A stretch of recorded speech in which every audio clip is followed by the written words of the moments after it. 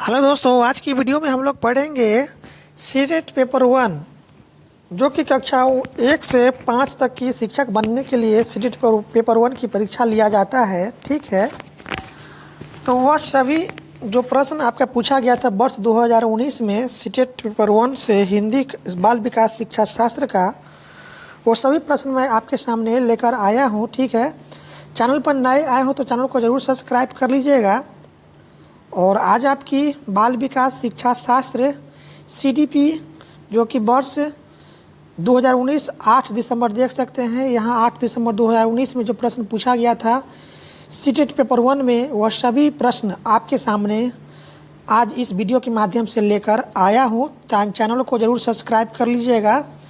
हम आपके लिए वर्ष 2011 से लेकर 2024 तक सीटेट का जितने भी परीक्षा हुआ है वह सभी परीक्षा का जितने भी प्रश्न हैं सीडीपी, ईवीएस, हिंदी, ठीक है, सभी प्रश्न आपके सामने एक एक करके लेकर आऊँगा। चैनल को ज़रूर सब्सक्राइब कर लीजिएगा।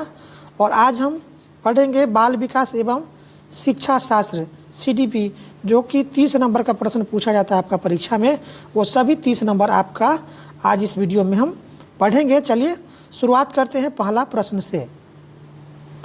पहला प्रश्न है आपका बाल विकास शिक्षा शास्त्र सीडीपी का। पहला प्रश्न है कि निम्नलिखित में से कौन सी प्रथा सार्थक अधिगम को बढ़ावा देती है? कौन सा प्रथा है सार्थक अधिगम को बढ़ावा देती है? ठीक है, ऑप्शन दिया शारीरिक दंड, ये नहीं होगा, यह जो है आपका सार्थक अधिगम को बढ़ावा नहीं देती है। दूसरा है सहयोगात्मक अधिगम पर्यावरण, हाँ यह जो है आपका सार्थक अधिगम को बढ़ावा देता है। तीसरा है सतत एवं समग्र मूल्यांकन, हाँ सही बात है, यह भी आपको सार्थक अधिगम को बढ़ावा देती है। तो ऑप्शन जो है आपका ऑप्शन जो है कौन सा ऑप्शन सही होगा बताएंगे तो ऑप्शन 2 और 3 इसका राइट आंसर हो जाएगा यही। ठीक है, तो 2 और 3 जो है यह किस ऑप्शन में है तो ऑप्शन 3 में है। ऑप्शन 3 राइट आंसर हो जाएगा। सहयोगात्मक अधिगम पर्यावरण और सतत एवं समग्र मूल्यांकन, ये जो है आपका सार्थक अधिगम को बढ़ावा देती है। ऑप्शन 3 ही राइट आंसर हो जाएगा। नेक्स्ट प्रश्न की तरफ चलते हैं। अगला प्रश्न है दिया हुआ, शिक्षक बच्चों की जटिल अवधारणाओं की समझ को किस प्रकार सहज कर सकते हैं? एक शिक्षक बच्चों की जटिल अवधारणाओं की समझ को किस प्रकार सहज बना सकता है? ठीक है, तो ऑप्शन दिया हुआ है अन्वेषण एवं परिचर्चा के लिए अवसर उपलब्ध करके, हाँ सही बात है। एक शिक्षक जो है बच्चों की जटिल अवधारणाओं की समझ को सहज बना सकता है अन्वेषण एवं परिचर्चा के द्वारा। ठीक है, ऑप्शन 1 राइट आंसर हो जाएगा, अन्वेषण एवं परिचर्चा के लिए अवसर उपलब्ध करके, यही ऑप्शन इसका एक राइट आंसर हो जाएगा। नेक्स्ट प्रश्न की तरफ चलते हैं। अगला प्रश्न है कि एक प्राथमिक विद्यालय की अध्यापिका बच्चों को एक प्रभावशाली समस्या समाधानकर्ता बनने के लिए किस प्रकार से प्रोत्साहित कर सकती है? ठीक है, एक प्राथमिक विद्यालय की अध्यापिका बच्चों को एक प्रभावशाली समस्या समाधानकर्ता बनने के लिए किस प्रकार से प्रोत्साहित कर सकती है? ठीक है, तो बच्चों को सहजानुभूत अनुमान लगाने के लिए प्रोत्साहित करके तथा उसी पर आधारित विचार मंथन करके एक प्राथमिक विद्यालय की अध्यापिका बच्चों को प्रभावशाली समस्या समाधानकर्ता बनने के लिए प्रोत्साहित कर सकती है। तो ऑप्शन 1 जो है यह राइट आपका आंसर हो जाएगा। बच्चों को सहजानुभूत अनुमान लगाने के लिए प्रोत्साहित करके तथा उसी पर आधारित विचार मंथन करके, ऑप्शन 1 राइट आंसर हो जाएगा। अगला प्रश्न है प्रश्न नंबर 4 है कि निम्नलिखित में से कौन सा द्वितीयक समाजीकरण एजेंसी का उदाहरण है? द्वितीयक समाजीकरण एजेंसी का उदाहरण कौन सा है बताएंगे, आपका राइट आंसर क्या हो जाएगा? तो यहाँ इसका राइट आंसर हो जाएगा विद्यालय एवं मीडिया। विद्यालय एवं मीडिया जो है यह आपका द्वितीयक एजेंसी का उदाहरण है। ठीक है, विद्यालय और मीडिया, तो ऑप्शन जो है आपका 4 राइट आंसर होगा विद्यालय एवं मीडिया, यह आपका द्वितीय कार्य एजेंसी का उदाहरण है विद्यालय और मीडिया। चलते हैं अगले प्रश्न की तरफ। प्रश्न कहता है कि निम्नलिखित अवधि में से किसमें शारीरिक वृद्धि एवं विकास तीव्र गति से घटित होता है। किस अवधि में शारीरिक वृद्धि एवं विकास तीव्र गति से घटित होता है। तो ऑप्शन दिया हुआ है किशोरावस्था एवं वयस्कता, ऑप्शन 2 है शैशवावस्था एवं प्रारंभिक बाल्यावस्था, ऑप्शन 3 है प्रारंभिक बाल्यावस्था एवं मध्य बाल्यावस्था, ऑप्शन 4 है मध्य बाल्यावस्था एवं किशोरावस्था। तो कौन सा राइट ऑप्शन हो जाएगा। तो ऑप्शन 2 हो जाएगा शैशवावस्था एवं प्रारंभिक बाल्यावस्था। इसमें क्या होता है कि शारीरिक वृद्धि एवं विकास तीव्र गति से क्या होता है, घटित होता है। तो ऑप्शन जो है 2 इसका है राइट आंसर, यही हो जाएगा शैशवावस्था एवं प्रारंभिक बाल्यावस्था। इसमें क्या होता है कि शरीर जो है ना, शरीर की वृद्धि एवं विकास तीव्र गति से घटित होता है। चलते हैं अगले प्रश्न की तरफ। प्रश्न है कि निम्नलिखित में से कौन सा विकास का सिद्धांत नहीं है। विकास का सिद्धांत कौन नहीं है। ऑप्शन दिया हुआ है आपके सामने। विकास का सार्वभौमिक है, विकास क्या है, सार्वभौमिक है तथा सांस्कृतिक संदर्भ इसे प्रभावित नहीं करते। दूसरा ऑप्शन है कि विकास जीवन पर्यंत होता है, और तीसरा ऑप्शन है विकास परिवर्त होता है, और चौथा ऑप्शन है विकास आनुवंशिकता एवं पर्यावरण दोनों के द्वारा प्रभावित होता है। तो बताएंगे इसका कौन सा ऑप्शन सही हो जाएगा। तो देखिए विकास के सिद्धांत नहीं है यह कौन, तो देखिए विकास जीवन पर्यंत होता है ये तो सही ऑप्शन है, विकास परिवर्त होता है यह भी सही है, और विकास आनुवंशिकता एवं पर्यावरण दोनों के द्वारा प्रभावित होता है यह भी सही है।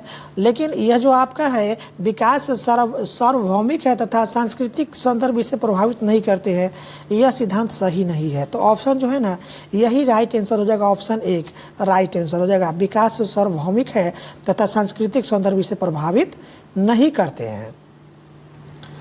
चलते हैं अगले प्रश्न की तरफ। प्रश्न है आपके सामने कि व्यक्तिक विभिन्नता का प्राथमिक कारण क्या है।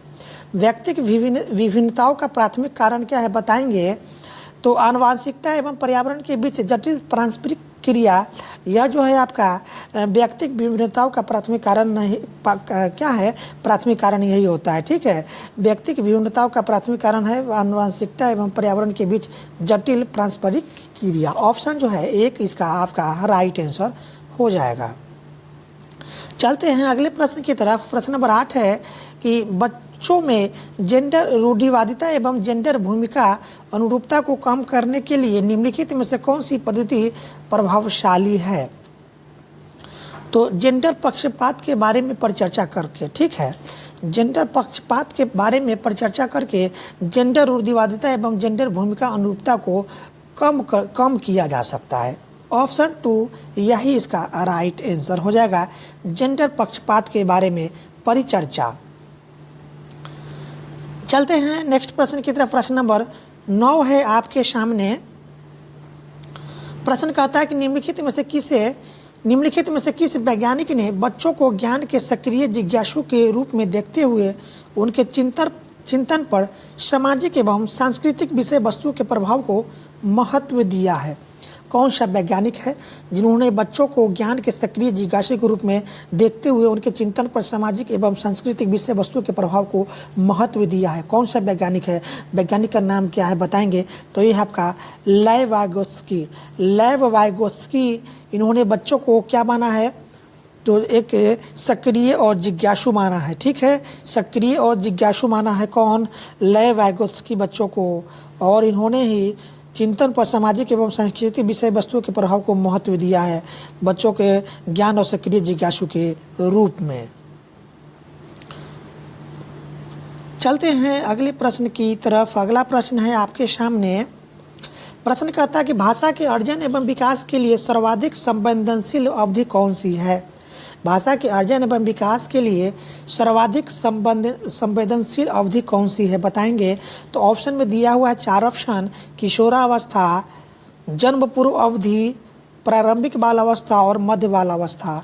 तो इन चारों में से कौन सी अवस्था जो है विकास के लिए सर्वाधिक संवेदनशील अवधि होता है भाषा एवं विकास के लिए, कौन सा अवस्था।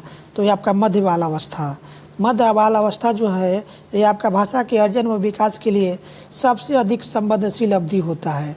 ऑप्शन 4 राइट आंसर हो जाएगा, मध्य बालावस्था।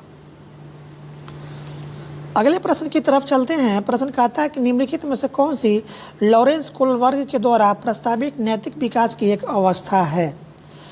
लॉरेंस कोलबर्ग के द्वारा प्रस्तावित नैतिक विकास की एक अवस्था कौन सा है? बताएंगे कि बच्चों को संकेत देना तथा आवश्यकता पड़ने पर सहयोग प्रदान करना निम्नलिखित में से किसका उदाहरण है? तो यह उदाहरण है आपका पार का यानी ढांचा का उदाहरण है। बच्चों को संकेत देना तथा आवश्यकता पड़ने पर सहयोग प्रदान करना, यह किसका उदाहरण है? पार का। ठीक है, ऑप्शन एक राइट आंसर हो जाएगा, पार। चलते हैं अगले प्रश्न की तरफ। प्रश्न कहता है कि निम्नलिखित व्यवहारों में से कौन सा जीन पियाजे के द्वारा प्रस्तावित मूर्त संक्रियात्मक अवस्था को विशेषित करता है? तो यहाँ ऑप्शन आपका कौन सा हो जाएगा? ऑप्शन 3 हो जाएगा संरक्षण कक्षा समावेशन। यह आपका पियाजे के द्वारा प्रस्तावित मूर्त संक्रियात्मक अवस्था को विशेषित करता है, संरक्षण कक्षा समावेशन। ऑप्शन 3 राइट आंसर हो जाएगा। चलते हैं कि अगला प्रश्न कि आकलन का प्राथमिक उद्देश्य क्या होना चाहिए? तो आकलन का प्राथमिक उद्देश्य होना चाहिए संबंधित अवधारणाओं के बारे में बच्चों की अस्पष्टता तथा भ्रांतियों को समझना। यह आपका आकलन का प्राथमिक उद्देश्य यही होना चाहिए, संबंधित अवधारणाओं के बारे में बच्चों की अस्पष्टता तथा भ्रांतियों को समझना। ऑप्शन 3 राइट आंसर हो जाएगा। अगले प्रश्न की तरफ चलते हैं। निम्नलिखित कथनों में से कौन सा बुद्धि के बारे में सही है? बुद्धि के बारे में सही है तो बुद्धि बहुआयामी होता है तथा जटिल योग्यताओं का एक समूह होता है। यही आपका बुद्धि के बारे में कथन सही है। बुद्धि कैसी होती है? तो बुद्धि जो है बहुआयामी होती है तथा जटिल योग्यताओं का एक समूह होता है। ऑप्शन 1 राइट आंसर हो जाएगा।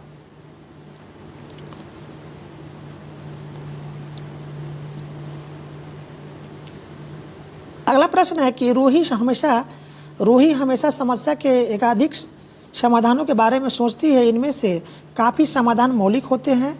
रूही किन गुणों का प्रदर्शन कर रही है? बताएंगे राइट ऑप्शन क्या हो जाएगा? तो ऑप्शन 2 हो जाएगा सृजनात्मक विचार को गुणों का प्रदर्शन कर रही है रूही। ऑप्शन 2 राइट आंसर हो जाएगा, सृजनात्मक विचारक। चलते हैं अगले प्रश्न की तरफ। अगला प्रश्न है आपके सामने, शिक्षा का अधिकार अधिनियम 2009 में उल्लेख की गई समावेशी शिक्षा की अवधारणा निम्नलिखित में से किस पर आधारित है? तो यह आपका व्यवहारवादी सिद्धांत पर आधारित है, आपका शिक्षा का अधिकार अधिनियम 2009। ठीक है, ऑप्शन 2 राइट आंसर हो जाएगा, व्यवहारवादी सिद्धांत पर आधारित है आपका 2009 शिक्षा अधिकार अधिनियम। समावेशी शिक्षा की अवधारणा जो है आपका, यह आपका व्यवहारवादी सिद्धांत पर आधारित है। ऑप्शन 2 राइट आंसर हो जाएगा। चलते हैं नेक्स्ट प्रश्न की तरफ। प्रश्न है आपके सामने, प्रश्न नंबर 21 है। प्रश्न कहता है कि शिक्षण अधिगम प्रक्रिया में वंचित समूह से संबंधित विद्यार्थियों के द्वारा सहभागिता कम होने की स्थिति में एक शिक्षक को क्या करना चाहिए? तो एक शिक्षक को अपनी शिक्षण पद्धति पर विचार करना चाहिए तथा बच्चों की सहभागिता सुधार करने के लिए नए तरीके ढूंढना चाहिए शिक्षण अधिगम प्रक्रिया में। ठीक है, ऑप्शन 1 राइट आंसर यही हो जाएगा। चलते हैं अगले प्रश्न की तरफ। एक समावेशी कक्षा में एक शिक्षक को विशिष्ट शैक्षिक योजनाओं को क्या करना चाहिए? तो सक्रिय रूप से तैयार करना चाहिए। ऑप्शन 4 राइट आंसर यही हो जाएगा। एक समावेशी कक्षा में एक शिक्षक को विशिष्ट शैक्षिक योजना को सक्रिय रूप से तैयार करना चाहिए। ऑप्शन 4 राइट आंसर हो जाएगा। प्रश्न है कि पठन वैफल्य बच्चों के प्राथमिक लक्षण क्या है? बताएंगे इसका राइट ऑप्शन। तो पठन वैफल्य जो होता है ये आपका धारा प्रवाह पढ़ने की अक्षमता होता है। धारा प्रवाह पढ़ने की अक्षमता होता है पठन वैफल्य। ऑप्शन 4 राइट आंसर हो जाएगा, धारा प्रवाह पढ़ने की अक्षमता। अगला प्रश्न कि संवेग एवं संज्ञान एक दूसरे से डैश है।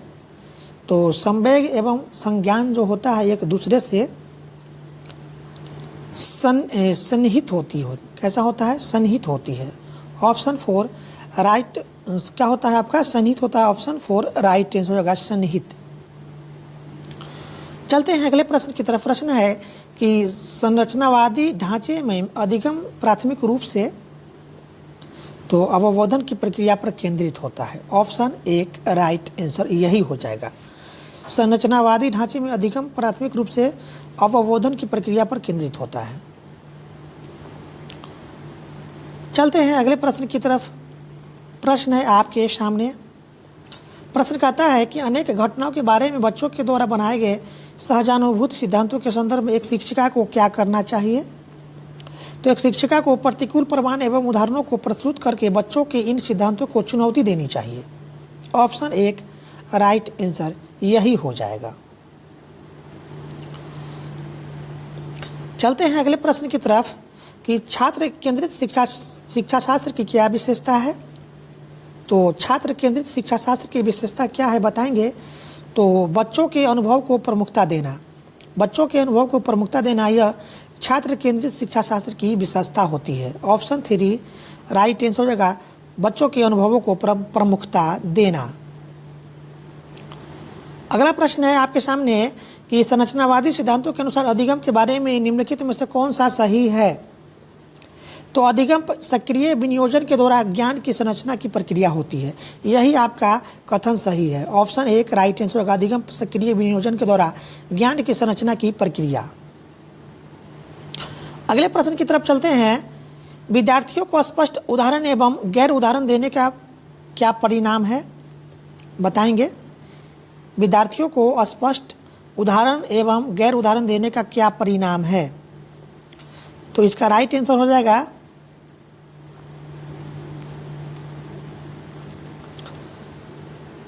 अवधारणात्मक परिवर्तनों को प्रोत्साहित करने के लिए यह प्रभावशाली तरीका होता है। ऑप्शन 2 राइट आंसर हो जाएगा।